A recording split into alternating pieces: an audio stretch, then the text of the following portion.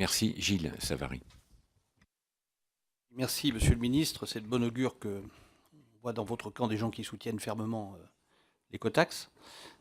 Sans doute aurez-vous à manifester votre influence auprès d'un certain nombre qui l'ont fait sombrer en Bretagne, je pense en particulier dans le monde agricole, parce que c'est vers lui que doivent aller nos pensées. Je voudrais vous poser une question sur une éventuelle régionalisation partielle de l'écotaxe. C'est-à-dire, nous avons des impôts locaux avec des taux pour chaque collectivité.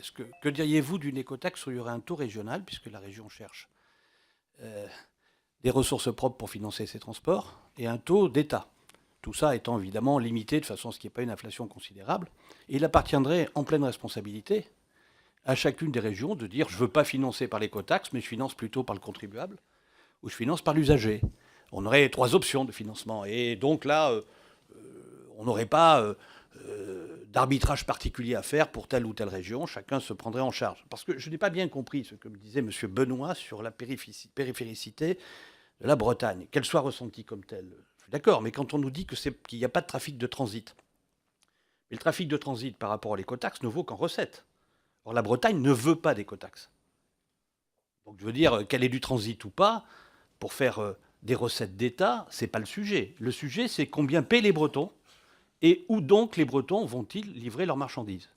Est-ce beaucoup plus loin que quand on vient de Bayonne, de Montpellier ou du Cantal? Je me pose la question, il faudra peut-être l'étudier un jour. Pratiquement tout le monde converge, je le disais la dernière fois, vers le triangle Paris, Anvers, Rotterdam. La Bretagne n'est pas plus loin, regardez la carte. Donc moi je pense qu'il faut remettre tout ça à plat. C'est vrai que la Bretagne a des habitudes. Ça, je conçois que ça pèse. De gratuité des infrastructures. Voilà. Mais ce que je pense, c'est que voilà, je vous pose la question sur un dispositif qui pourrait être en partie régionalisé, puisque ça convergerait avec des régions qui réclament une fiscalité évolutive pour financer leurs compétences transport. Merci. Thomas